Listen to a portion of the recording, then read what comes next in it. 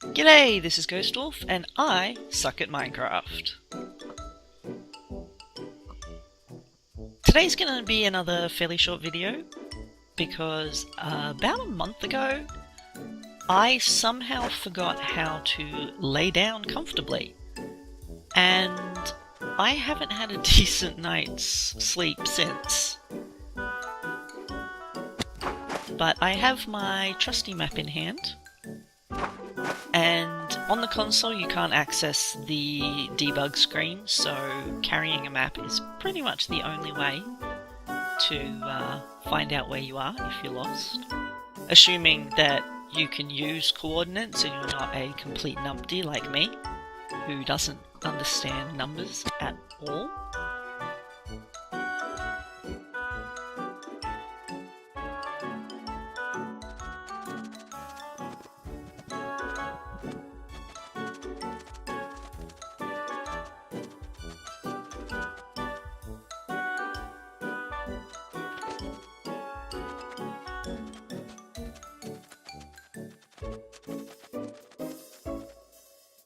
And there is our destination, the Desert Temple.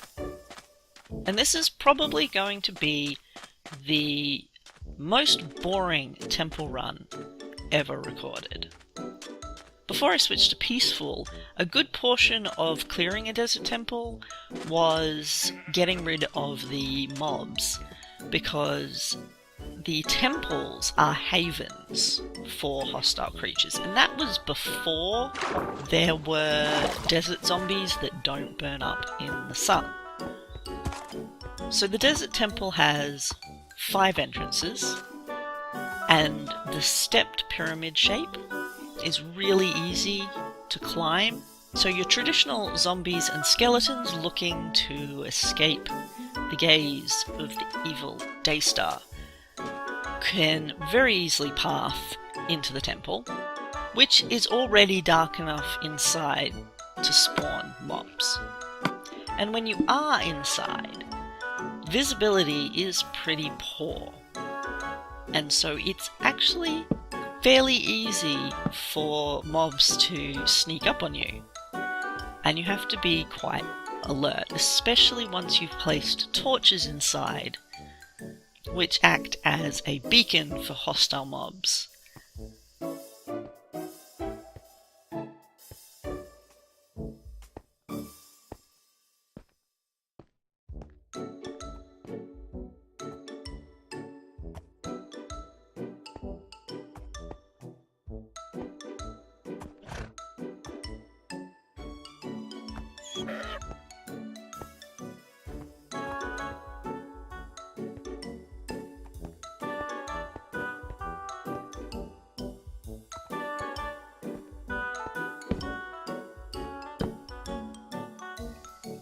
There are also these columns, which are really good at hiding creatures as well.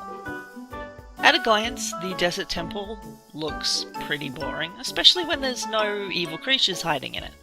But like a real pyramid, each desert temple has a shaft beneath it, leading down to a burial chamber.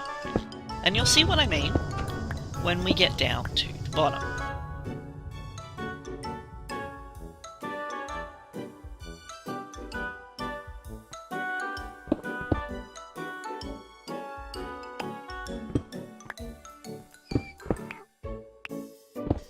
And there is a reason why I'm doing it this way, which is not actually related to fall damage, because it is definitely not a good idea to simply jump down the center of a desert temple shouting Geronimo as you go. And if we have a look, you can see that there is a pressure plate in the center of the floor down there. And that is what we are hoping to avoid.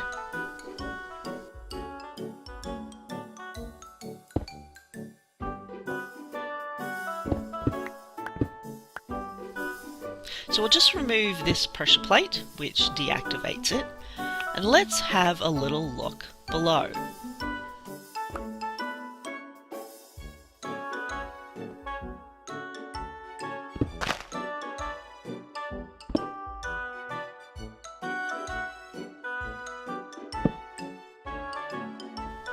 here underneath the floor is a TNT trap, which, had you stood on the pressure plate, would have exploded all over the place.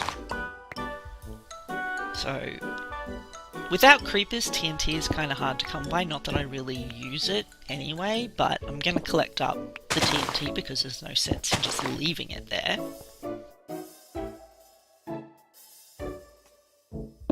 And I don't know why I cared which sandstone blocks I was using.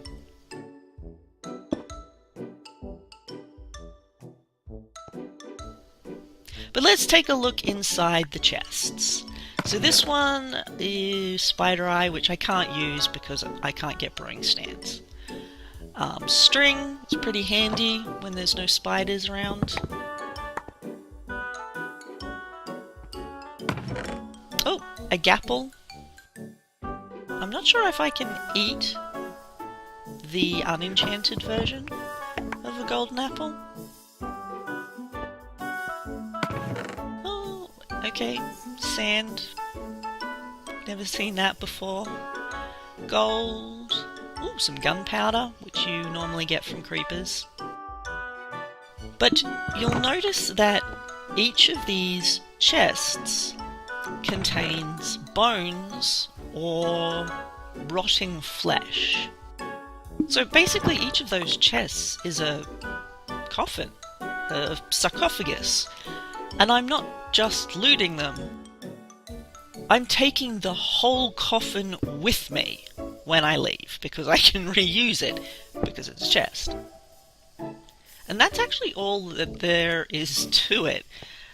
Normally, you've got to worry about mobs, and there isn't a chance that a mob can spawn down in the bottom of the shaft and unwittingly walk across the pressure plate and blow up all of the chests down there before you even get to look in them. But here on Peaceful, a desert temple is a walk in a park, and not even a particularly valuable source of treasure at that.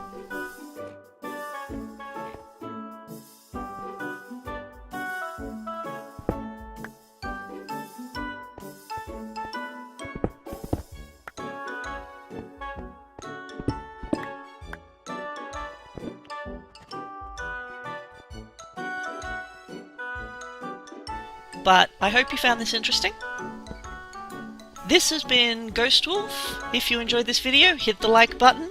I also have a Twitter, @TheGhostWolf. And I don't know how to do an outro, so cheers!